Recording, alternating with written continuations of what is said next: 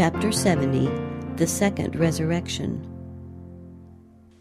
Then Jesus and all the retinue of holy angels and all the redeemed saints left the city. The angels surrounded their commander and escorted him on his way, and the train of redeemed saints followed.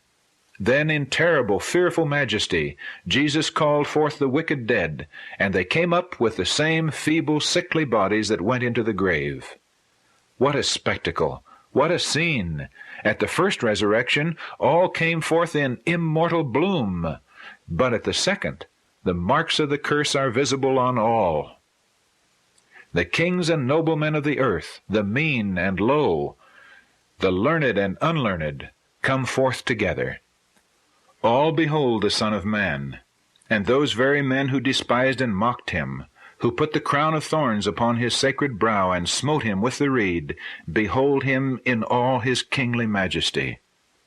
Those who spit upon him in the hour of his trial now turn from his piercing gaze, and from the glory of his countenance. Those who drove the nails through his hands and feet now look upon the marks of his crucifixion. Those who thrust the spear into his side behold the marks of their cruelty on his body. And they know that he is the very one whom they crucified and derided in his expiring agony. And then there arises one long, protracted wail of agony, as they flee to hide from the presence of the King of Kings and Lord of Lords. All are seeking to hide in the rocks, to shield themselves from the terrible glory of him whom they once despised. And, overwhelmed and pained with his majesty and exceeding glory, they with one accord raise their voices and with terrible distinctness exclaim, "Blessed is he that cometh in the name of the Lord!" Then Jesus and the holy angels, accompanied by all the saints, again go to the city, and the bitter lamentations and wailings of the doomed wicked fill the air. Then I saw that Satan again commenced his work. He passed around among his subjects, and made the weak and feeble strong, and told them that he and his angels were powerful. He pointed to the countless millions who had been raised. There were mighty warriors and kings who were well skilled in battle, and who had conquered kingdoms. And there were mighty giants and valiant men who had never lost a battle. There was the proud, ambitious Napoleon, whose approach had caused kingdoms to tremble. There stood men of lofty stature and dignified bearing, who had fallen in battle while thirsting to conquer. As they come forth from their graves, they resume the current of their thoughts where it ceased in death.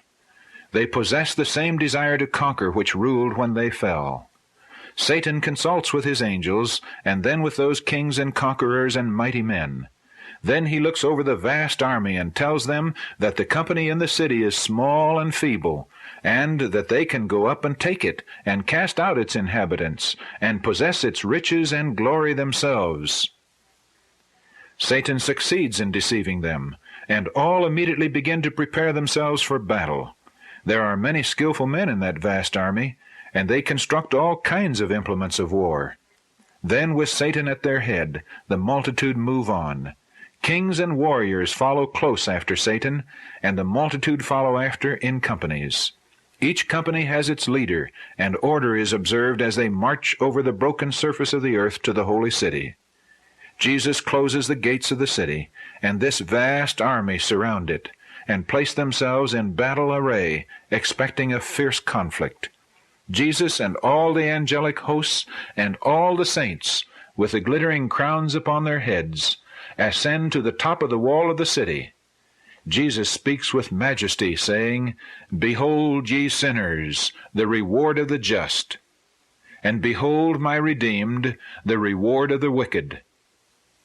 The vast multitude behold the glorious company on the walls of the city, and as they witness the splendor of their glittering crowns, and see their faces radiant with glory, reflecting the image of Jesus, and then behold the unsurpassed glory and majesty of the King of Kings and Lord of Lords, their courage fails.